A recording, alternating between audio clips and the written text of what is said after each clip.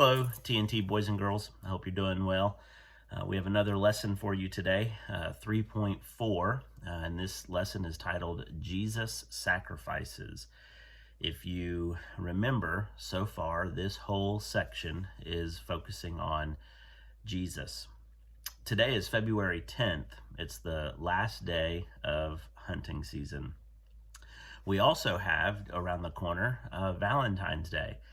Valentine's Day is a day that we get to celebrate the loved ones in our lives. We get to share cards and notes of our love and appreciation for people around us. We have opportunities to express acts of kindness and love towards those around us.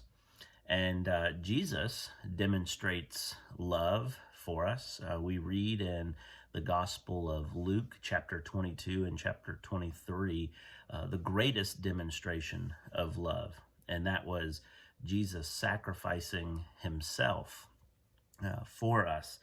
And leading up to Jesus's sacrifice, he had some of his closest friends and followers totally abandon him, totally leave him. Some out of fear, some out of faithlessness. They had lost faith or hope that Jesus would deliver them. They were expecting Jesus to be some conquering king, warrior that would deliver them out of the oppression that they were living in. And Jesus was not meeting their expectations, so they left. They abandoned him. And so Jesus, in his final moments, final days here on earth, were probably very lonely. I know that Jesus was very scared, even of what was going to happen to him. The punishment on the cross was something that he was fully aware of. It didn't catch him by surprise. He knew that the pain was going to be incredible, and the sacrifice was even going to be greater. But he went through with this. They brought him, the religious leaders brought Jesus before the other religious leaders and even political leaders, and treated him as an evil criminal who they were seeking the death penalty on. They wanted Jesus to be killed. They saw him as a threat and a danger. So they pursued the death penalty, and Jesus was faced with brutal treatment leading up to the death on the cross. He was mocked. He was spit on. His beard was pulled out. He was beaten, probably beyond recognition. I mean, it was a horrible treatment of him. But he continued to move forward with the sacrifice. He loved us so much that he endured that punishment. Our memory verse comes from the book of Ephesians chapter 5, verse 2, and there's a statement at the beginning that says, walk in love. And that's an interesting statement. How are we to walk in love? Do we have an example of someone walking in love? And the answer is yes, it's Jesus Christ. Ephesians 5:32 says, walk in love as Christ also has loved us and given himself for us, an offering and a sacrifice to God, for it was a sweet smelling aroma. Ephesians 5:32. So as Jesus loved, we can love. He gives us a great example.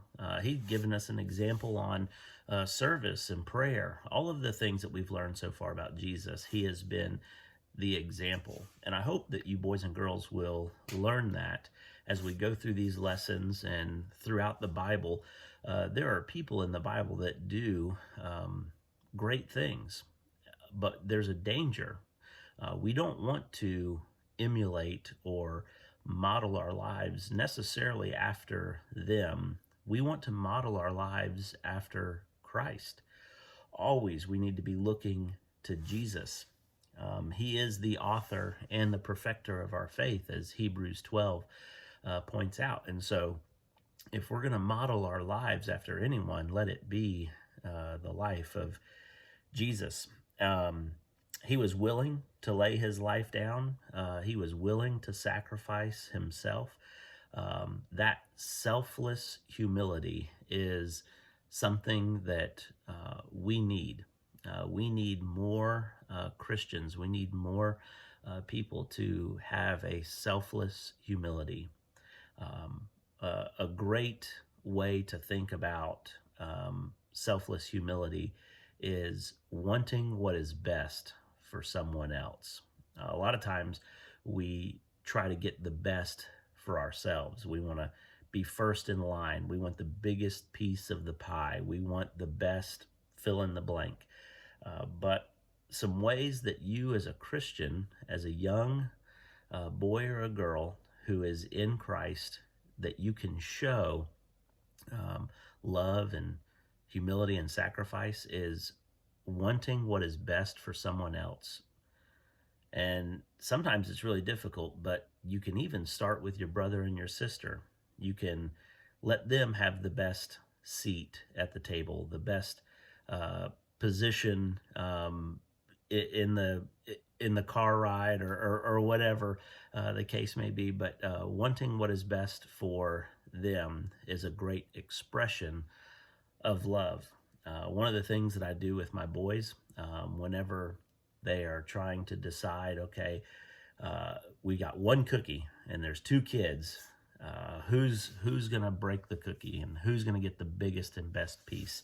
One of the things that I do is whoever breaks the cookie or whoever breaks the snack, the other one gets to choose which side. But one of the things that you can do is when you break it, and if you know that they want the bigger piece, just give them the bigger piece.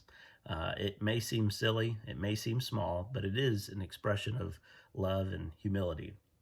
But we do definitely need more of that. Jesus, as I said, is our ultimate example of sacrifice, laying our lives down. Ultimately, as Christians, that's what we are to do. We are to be laying our lives down. We're to be putting to death our flesh, our desire. And I'm thankful that we have Jesus Christ as our example. Jesus is not calling us to do something that he wasn't himself willing to do. That's also very encouraging. We can look to the scriptures and see that Jesus was tempted in all ways as we are, yet without sin. And so Jesus knows. He knows how difficult it is to selflessly lay your life down. He knows what it's like to be humble and to want the best, but to give the best.